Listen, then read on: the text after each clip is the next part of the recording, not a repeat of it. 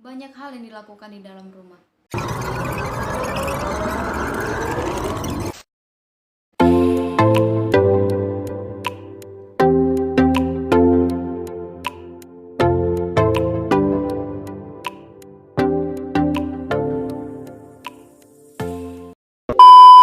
Hai guys, perkenalkan nama saya Inola Novita Damayanti Ujung dengan NIM 32031311024 dari kelas Geografi C, jurusan Pendidikan Geografi, Fakultas Ilmu Sosial.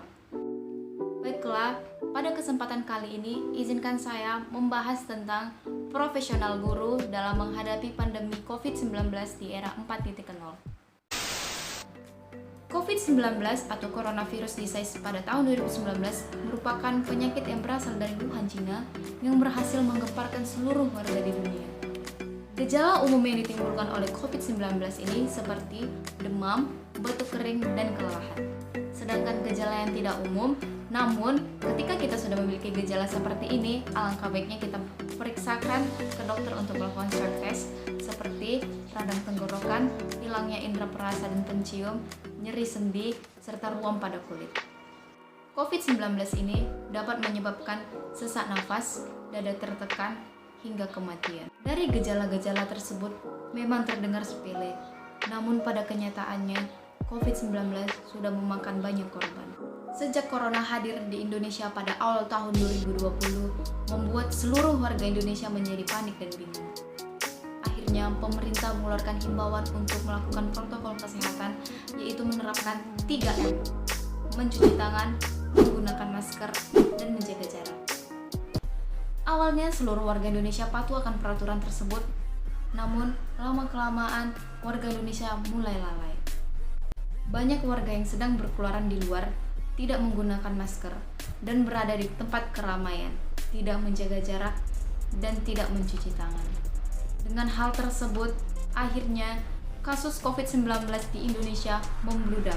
Oleh karena membludaknya kasus COVID di Indonesia, akhirnya pemerintah mengeluarkan himbauan untuk belajar, bekerja, beribadah di rumah saja. Banyak pekerjaan yang dilakukan dari rumah. Semua kegiatan hampir dilakukan dari rumah saja, baik itu bekerja, beribadah, bahkan bersekolah. Ini merupakan tantangan baru bagi dunia pendidikan. Bagaimanapun, pendidikan harus tetap berjalan walaupun tidak ada tatap muka, tidak berjumpa di kelas. Oleh karena itu, pemerintah melakukan perubahan pola pendidikan di mana di awal kita belajar dari kelas dan tatap muka, kini sudah berganti menjadi daring atau dalam jaringan menggunakan media seperti Zoom, Jmeet, dan video conference lainnya, dan menggunakan e-learning yang ada seperti Classroom, dengan harapan agar murid bisa dapat menerima materi dari guru walaupun hanya dari rumah saja. Dengan adanya COVID-19 ini dan himbauan untuk belajar dari rumah saja, guru dan murid seperti diharuskan untuk mengerti tentang iptek. Laptop yang sering kita pakai, gadget yang setiap hari kita sentuh, secara tidak langsung, pendidikan kita sudah memasuki era 4.0 di mana perubahan besar-besaran di berbagai bidang lewat perpaduan teknologi yang mengurangi sekat-sekat antara dunia fisik, biologi, dan digital. Artinya, semua aktivitas manusia telah dilakukan menggunakan teknologi masa kini. Zaman semakin maju, era semakin maju, teknologi semakin canggih, diharapkan guru dan murid dapat mengikutinya. Namun pada kenyataannya, hal tersebut sulit untuk dilakukan karena keterbatasan, baik keterbatasan media maupun pengetahuan. Tidak semua orang tahu mengaplikasikan laptop, tidak semua orang tahu mengaplikasikan gadget, dan tidak semua orang tahu menggunakan website dalam jaringan. Begitu pula dengan murid dan guru. Tidak sedikit guru yang tahu menggunakan media daring tersebut. Akhirnya, guru yang tidak tahu menggunakan media daring tersebut hanya memberikan tugas kepada muridnya tanpa memberikan materi terlebih dahulu. Akhirnya, si anak bingung. Dia bingung dan akhirnya dia tidak mengerjakan tugasnya dan malas untuk mengerjakan tugas ke depannya. Ketika anak itu sudah malas, akan berimbas pada nilainya yang turun. Ketika nilainya turun, yang disalahkan adalah anak. Padahal guru belum tentu menerangkan materi tersebut dan sampai kepada siswa. Ini sangat disayangkan. Bahkan secara tatap muka pun ada beberapa guru yang hanya memberikan tugas tanpa menjelaskannya. Memang belajar itu membosankan, tetapi mengerjakan tugas secara terus-menerus lebih membosankan. Ini juga harus mendapatkan perhatian dari supervisor sekolah. Kualitas seorang guru harus ditingkatkan di masa sekarang. Karena tidak mungkin akan bertahan seperti ini terus seorang guru. Oleh karena itu, seorang guru harus mengikuti zaman. Memang, kenapa sih harus ngikutin zaman? Toh, kan gitu-gitu juga pelajaran yang disampaikan. Ya memang, namun metode atau cara belajar yang disampaikan tidak mungkin akan monoton seperti itu. Akan mengikuti zaman nantinya. Yang awalnya kita hanya menggunakan papan tulis, suatu saat kita hanya menggunakan laptop, bahkan handphone sekalian. Pembelajaran online atau dalam jaringan atau disebut daring merupakan jalan tengah agar pendidikan di Indonesia terus berjalan walaupun tanpa tatap muka. Lalu, apa aja sih kendalanya dalam belajar online?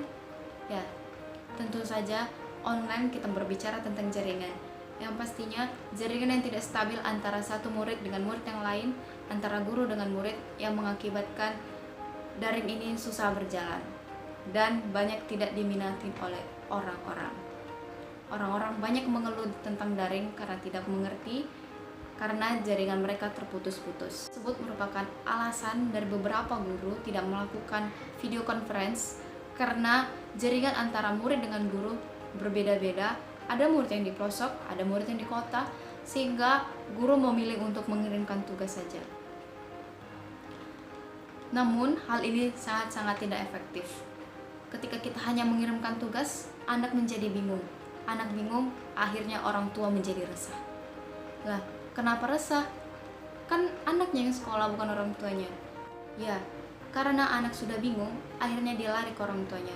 Karena tidak mungkin dia lari ke gurunya, karena gurunya jauh, dan mungkin saja dia segan untuk menghubungi gurunya. Akhirnya dia menanyakan kepada orang tua, hal tersebut membuat orang tua pusing. Dengan adanya pandemi seperti ini, sosok seorang guru sudah digantikan oleh orang tua. Oleh karena itu, banyak orang tua yang mengeluh kepada pihak sekolah untuk bisa secepatnya memasukkan anak sekolah. Namun, hal tersebut tidak mudah karena kasus COVID-19 di Indonesia semakin hari semakin banyak. Akhirnya, banyak orang tua yang mengeluh pada guru, dan sebagai guru kita harus bisa menerima semua keluh kesah tentang anaknya agar bisa menjadi motivasi kita untuk memperbaiki ke depannya. Oleh karena itu, profesionalitas seorang guru sangat digunakan di masa sekarang, seperti pandemi sekarang. Sebagai seorang guru, kita harus bisa mengikuti zaman. Sebagai seorang guru, kita harus bisa memahami murid kita, walaupun kita belum bertemu dengan murid kita. Tetaplah menjadi pelita bagi anak-anak penerus bangsa di dunia. Sekian pembahasan dari saya, tetap ikuti anjuran pemerintah untuk memutus rantai penyebaran virus corona, yaitu tetap di rumah saja, dan jika keluar menggunakan protokol kesehatan yaitu 3M, mencuci tangan, menggunakan masker, dan menjaga jarak.